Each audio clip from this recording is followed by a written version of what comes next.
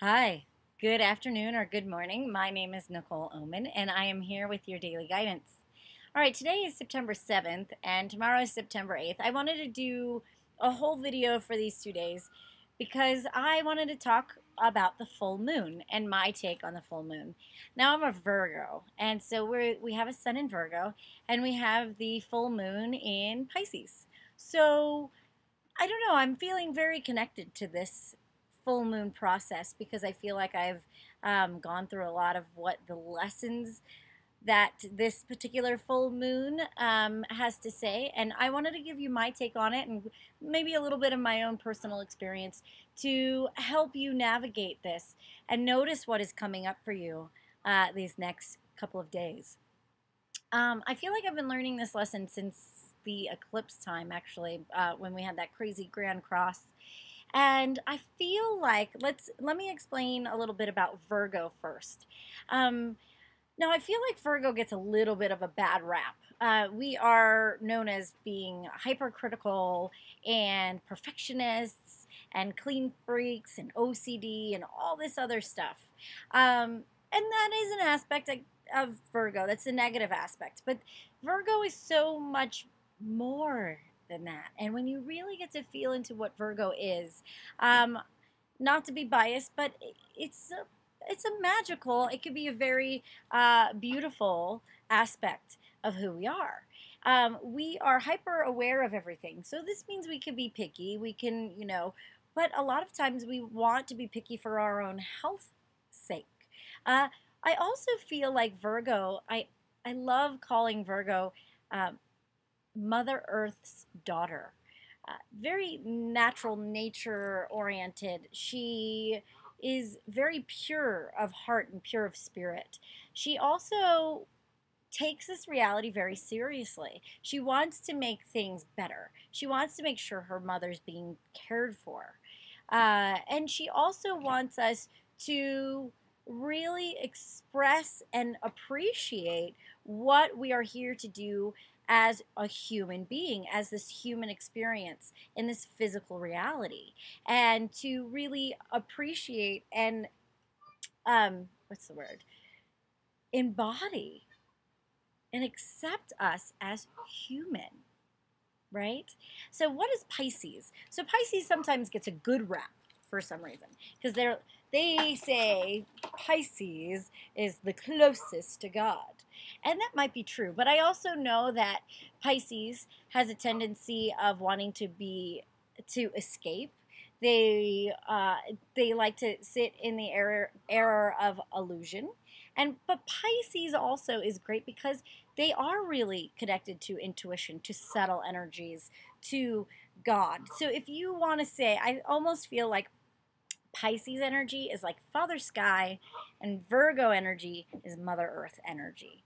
And so now we have these two aspects. So as a full moon happens, what happens is the Earth, or the sun rather, and the moon, sorry, oppose each other, and the sun is in the middle, or the Earth is in the middle. So we have these two aspects of ourselves, or these two aspects kind of giving you, if you want to say angel devil, but I don't. Neither one is an angel or a devil. They just have an opinion. And they're all one's sitting next to you saying something in your ear, and the other one's telling you something else. And it's an opposing opinion. And when the Earth sits in the middle, they can choose one or the other, or they can find the beautiful, delicate balance of maybe how both opinions serve, right? So, so on one hand, we're hearing that to be practical with this Virgo energy, to be in our bodies, to express ourselves in this, in a very physical way. And then the Pisces energy is telling us to have more fantasy, bringing in more of this subtle energy, bringing in our intuition, bringing in magic, if you will. And so what I feel like this full moon, these next 2 days are really teaching us is to find the magic in the mundane and realizing, because the one thing I believe with Pisces energy is maybe they might be closer to God, but I feel like all 12 signs make up the essence of God, and without all of them then you're missing something. The Pisces energy is just telling us to be a little more magical, kind of think outside the box. But the negative side of this aspect, if you go a little too far to the fantasy and the illusion, you're trying to project things that aren't real, right? And so Virgo's telling us, all right, let's ground it out. Let's stay in our bodies. Let's be real with ourselves. So if you end up having that tendency to go to that aspect, I'd say be careful of doing drugs, Pisces, trying to escape the reality. If this is a hard transit for you, be careful of drinking, smoking, drugs, whatever, because that isn't really what the aspect's trying to say. It's not to escape this, it's really to feel this. And then with the Virgo energy, it's not being too hyper and intense and aware of what's going on. So it's this middle ground. So it's trying to find the magic in washing the car, doing the dishes, feeding the baby, doing diapers. Where can we find the magic of this reality and not float off to bliss land, but also not be so weighed down by our physical existence, by our mundane lives? So where can we find this beauty of both worlds, living magically with our feet on the ground, dancing? I always, I love that expression, feet on the ground, head in the clouds. Where can you find this balance and move through the earth? I like to dance on the earth, right? Because there's the magic, but we're still here in our bodies. So where can you find this magical balance of both worlds? Where can you heal yourself? Where your inner child needs to come out and express itself and be more magical, seeing the enchantment of this reality? And where do we have to get a little more grounded? Maybe we're on the magical side and we need to go, you know what? This reality is okay. And I am safe, and I am loved, and I can heal. Because at the end of the day, Virgos are also the healers of the zodiac. So where can we heal not wanting to escape?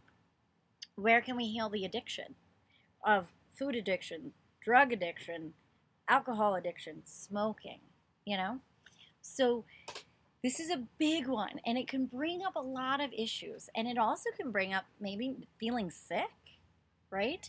Because that magical energy, it's trying to move through you, but your body is trying to fight it. So you might actually feel physical ailments in this one. So if you're needing any energy, or you need a little bit of